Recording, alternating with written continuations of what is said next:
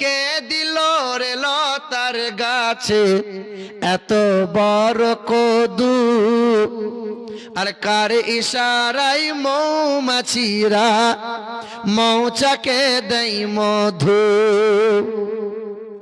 শিমুল গাছে কে দিল রে নরম নরম তুলা, আর কার আদেশে চৈত্র মাসে জমিন মাঝে ধুলা।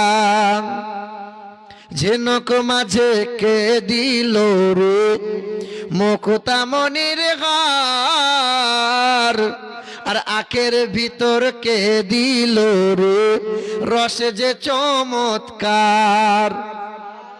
আচ্ছা মানুষ বলো দেখি রাত্রি কেন কালো, আরে সূর্যমণি কোথা হতে পেল এমন আলো। দুধ কেন এমন সাদা, মরিচ কেন ঝাল, আর আমগুলো সব পাকলে পরে হয় কেমন লাল। সন্ধ্যাবেলায় আকাশ ঘিরে তারার আবির্ভাব,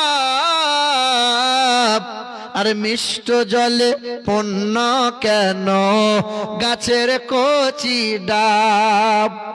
ডাব খেয়েছেন আপনারা? নারকেল নাড়া দেবেন, দেখবেন ভেতরে পানি নড়ছে, বোঝা যায়।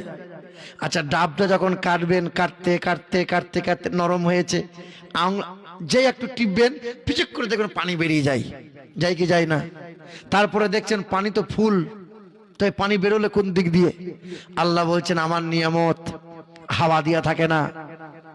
তোমরা ওই তোমার কলগেট ব্যবহার করো, অর্ধেকটা কলগেট থাকবে কোম্পানি, অর্ধেকটা হাওয়া ভরে দেবে। চিপস খাবে, অর্ধেকটা চিপস থাকবে 3/1 অংশ, আর 2 অংশ হাওয়া ভরা থাকবে। থাকে কি থাকে না বলেন? পৃথিবীর জমিনে যত কোম্পানি আছে, যত প্রোডাক্ট পাওয়া যায়, ভেতরে অর্ধেক মাল হাওয়া ঢোকানো থাকে কি থাকে না? আল্লাহ বলছেন যত দেখবি হাওয়া ঢোকানো নাই। ধানের সাইজ যতটা, আমি আল্লাহ চালের সাইজ অতটাই করেছি। যতটা আনারসের সাইজ করেছি, ভেতরে আনারসের ছাল আছে, তো সঙ্গে সঙ্গে আনারস অতটাই পাবি, ভুয়ো পাবি না, হাওয়া দিয়া পাবি না। হ্যাঁ, আরে সন্ধ্যাবেলায় আকাশে ঘিরে তারার আবির্ভাব, আরে মিষ্ট জলে পণ্য কেন গাছের কচি ডাব। চিনি কেন মিষ্টি এত, তেঁতুল কেন টক, আরে কোকিল কেন কালো এত, ফর্সা কেন বক। এবার দেখেন, আমরা সবাই বাস করি ভাই এই দুনিয়ারি রঙে, হাতের লেখা মুখের চেহারা মেলে না কারো সঙ্গে, আর মেলে না কণ্ঠ গলার, আর মেলে না কণ্ঠ গলার বুড়ো আঙ্গুলের টিপ।